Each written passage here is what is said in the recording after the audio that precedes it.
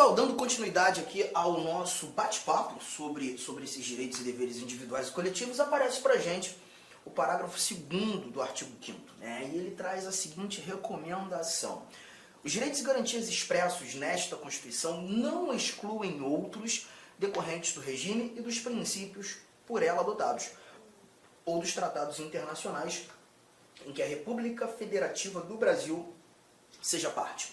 Bom, o que a gente extrai dessa leitura desse nosso parágrafo 2º? Primeiro ponto importantíssimo: grifo que os direitos expressos nesta Constituição não excluem outros. Não excluem outros. O que a gente mata aqui? Que na realidade a nossa Constituição traz uma cartilha enorme, extensa de direitos, mas o texto constitucional não esgota o assunto. Nem todos os direitos são previstos na Constituição. Obviamente, a Constituição traz muitos direitos, mas não traz todos os direitos. Essa é a recomendação principal que a gente tira daqui. E nessa linha de raciocínio, concluímos que essa lista de direitos apresentada na nossa Constituição é uma lista exemplificativa. Não devemos entender a lista como uma lista taxativa, ou em algumas provas, assim examinadores apontam, uma lista exaustiva, ou até mesmo quando num perfil, né, mais criterioso, questões num campo, uma complexidade maior, uma lista de números clausos. Não, nada disso. Não é taxativa, não é exaustiva, não é uma lista de números clausos. Anotei. A nossa lista de direitos é uma lista exemplificativa. Lista exemplificativa de direitos. Tá? E a ideia de ser uma lista exemplificativa é aqui, ó, não taxativa, não, deixa eu colocar aqui melhor, não taxativa, não exaustiva, nada disso. É justamente entender que outros direitos podem ser agregados a estes apresentados na Constituição. Interessante que na leitura, na complementação da leitura, o Constituinte diz que os direitos e garantias expressos nesta Constituição, eles não excluem outros decorrentes do regime e dos princípios por ela adotados. Obviamente, o Constituinte, quando desenhou a nossa Constituição, quando formulou essa literatura constitucional, o Constituinte apresenta para a gente, né, um regime democrático, garantidor de liberdades. E a gente falou muito sobre democracia, né? A nossa democracia participativa, a nossa democracia representativa, quando estudamos os princípios fundamentais dessa linha de raciocínio. Novos direitos podem ser agregados à Constituição, oriundos muitas vezes de emendas constitucionais. Todavia, quando da pretensão do Constituinte derivado reformador, aquele que altera a Constituição por meio de emendas constitucionais, há de se respeitar os princípios previamente adotados pelo Constituinte originário. Há de se respeitar o nosso regime democrático. Então a ideia é, novos direitos podem chegar por meio de emendas constitucionais. Um bom exemplo está aqui, ó. Se eu voltar aqui o nosso slide, eu tenho um inciso 79. E nesse inciso 79, nós temos que é assegurado nos termos da lei o direito à proteção dos dados pessoais, inclusive nos meios digitais. Esse inciso 79 não é uma redação original da Constituição de 88, assim como o 78, né? A todos no âmbito judicial e administrativo são assegurados a razoável duração do processo e os meios que garantam a celeridade de sua tramitação. Então a gente verifica nessa linha aqui, essas informações, que a proteção de dados, direito fundamental, e a razoável duração dos processos, sejam eles processos judiciais, sejam eles processos administrativos, foram orientações inseridas por meio de emendas constitucionais. O 79, inclusive, é muito recente, né? A gente viu o inciso 79 surgindo no início do ano de 2022, para você perceber, né, a importância de encontrarmos essas recomendações. E isso simplesmente afirma ou reafirma termos uma lista exemplificativa. Nem todos os direitos estão na Constituição, novos direitos podem ser inseridos por meio de emenda. De novo, mais importante levarmos em consideração os princípios, os preceitos, o regime adotados pelo Constituinte originário. Mas para mim essa parte nem é a mais importante. Sim, essa interpretação é importante, mas não é a mais importante que a gente consegue matar tendo como parâmetro o parágrafo 2º. Para mim esse ou em diante aqui é algo muito importante, quando a gente verifica que novos direitos podem também ser agregados por meio de tratados internacionais em que a República Federativa do Brasil seja parte. E aí a gente leva em consideração que o Brasil é signatário, sim, de vários tratados internacionais que versam sobre direitos humanos, os direitos humanos. Olha, é muito importante nós levarmos em consideração o que seria direitos humanos, ou o que seriam os direitos humanos. Muita gente tem uma dificuldade muito grande, a gente visualiza no dia a dia, no cotidiano, né, o pessoal falando sobre direitos humanos de uma maneira um tanto quanto informal demais, ou até mesmo de forma discriminatória, não sei se seria a melhor palavra, mas isso acontece muitas vezes pelo fato de não saberem genuinamente o que são direitos humanos. E aí a gente lembra de uma coisa, quando nós estudamos princípios fundamentais, o primeiro título da Constituição, quando nós conversávamos sobre os fundamentos da República Federativa do Brasil, aqueles 5 incisos que estão no artigo 1º, o terceiro fundamento da República Federativa do Brasil, a dignidade da pessoa humana. Eu aproveito esse momento justamente para trazer a primeira anotação que entra em seu caderno. O princípio da dignidade da pessoa humana, nós já havíamos falado isso, é o princípio basilar dos direitos fundamentais. É o princípio basilar dos direitos fundamentais. E quando nós falamos desses direitos fundamentais, aparece a dignidade da pessoa humana.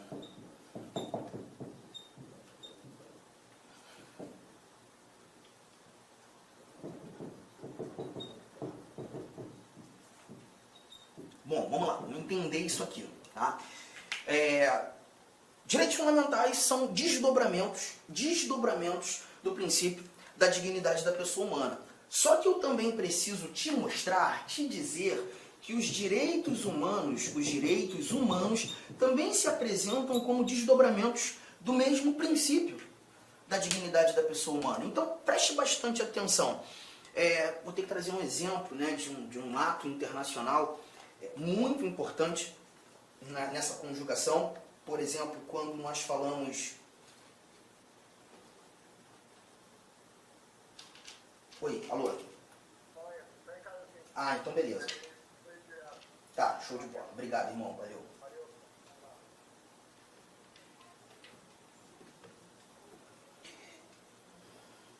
Tratar da Declaração Universal dos Direitos Humanos. A Declaração Universal dos Direitos... Eu vou voltar à parte dos direitos fundamentais. Espera aí.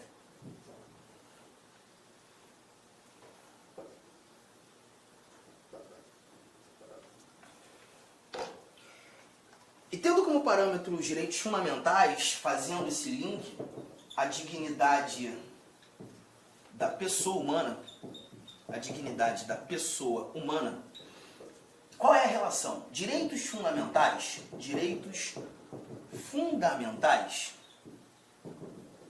são desdobramentos desse princípio. Tudo bem? Até aqui? Só que eu também preciso te dizer que os direitos humanos também se apresentam como desdobramentos desse mesmo princípio. Eu vou ter que trazer um exemplo de um ato internacional muito importante no nosso cotidiano, né, que é a chamada Declaração Universal dos Direitos Humanos.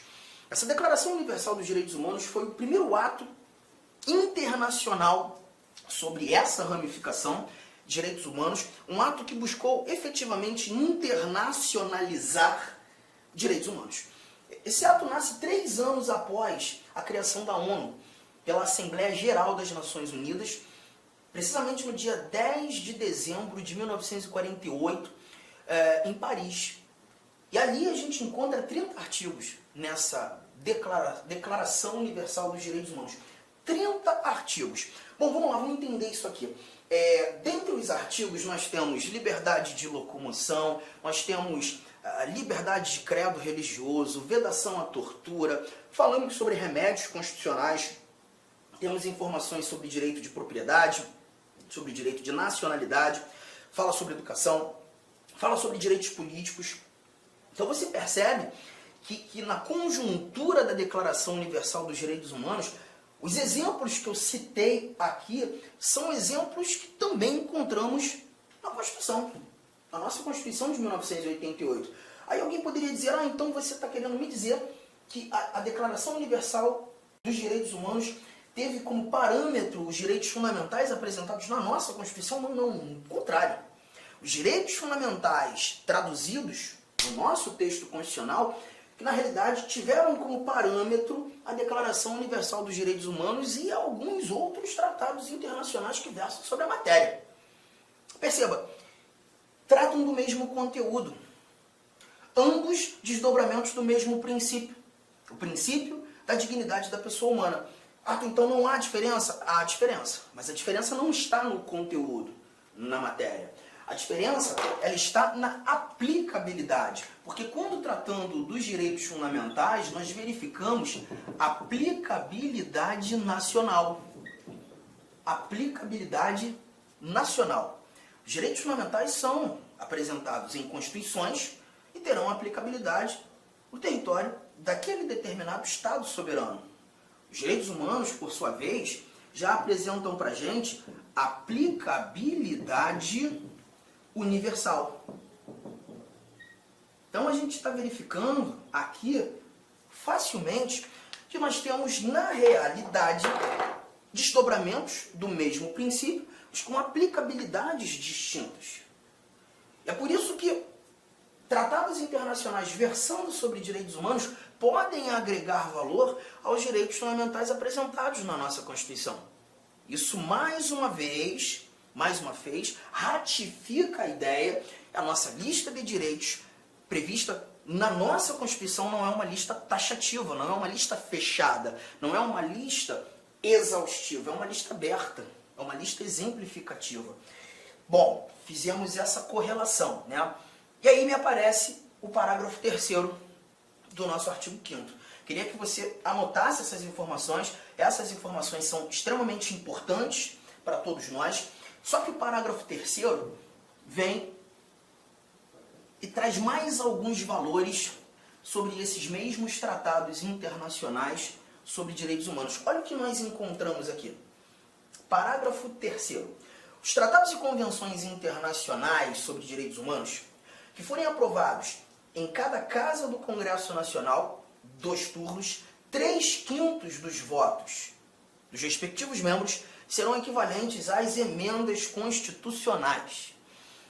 Perceba que o parágrafo 3º, ele traz para a gente os tratados internacionais tendo que passar por uma aprovação, por uma confirmação do nosso Congresso Nacional. Bom, nitidamente, na interpretação, nós verificamos que os tratados internacionais eles não são criados pelo nosso legislador, pelo nosso poder legislativo, mas eles devem ser confirmados pelo nosso legislador, pelo nosso poder legislativo.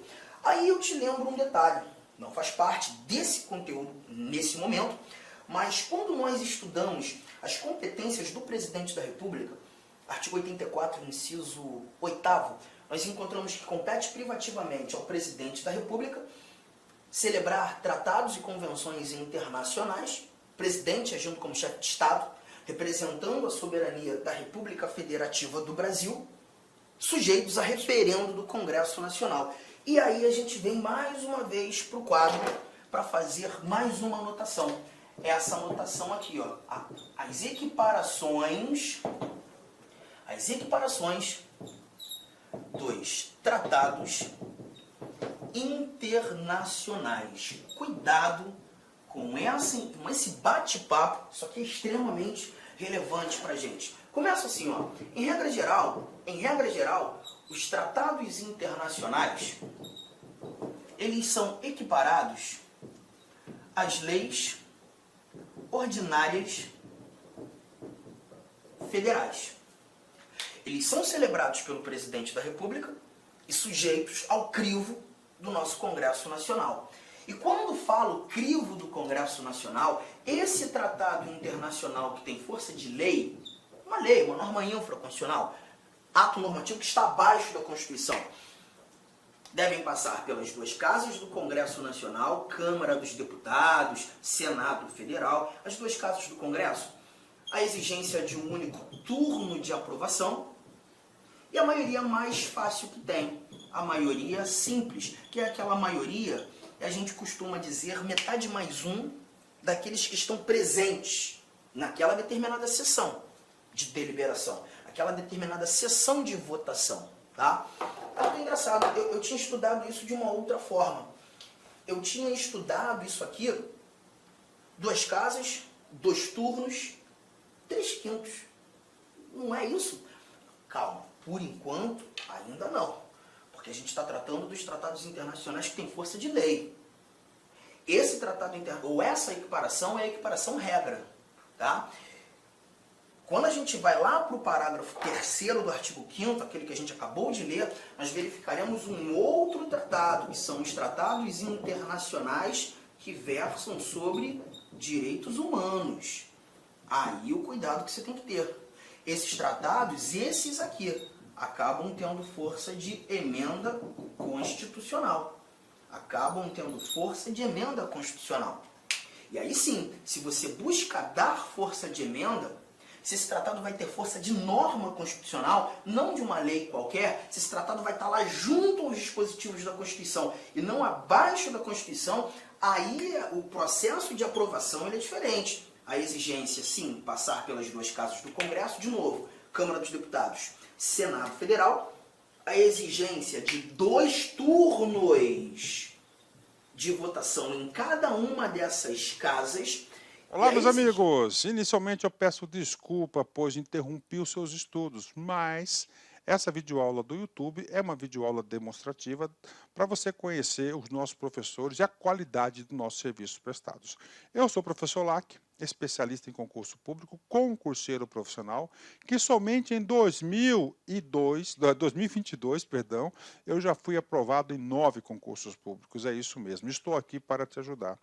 Olha, se você fizer um investimento mínimo, 10 parcelinhas de R$30, exatamente isso, só isso, você vai ter acesso ao nosso curso completaço focado para o concurso da nossa gloriosa Polícia Militar do Estado de São Paulo. E eu tenho certeza absoluta que este curso você vai conseguir adquirir o conhecimento necessário para fazer uma excelente prova. Então espero vocês aqui na Lá Concursos. Fiquem com Deus, um forte abraço. Tchau, tchau.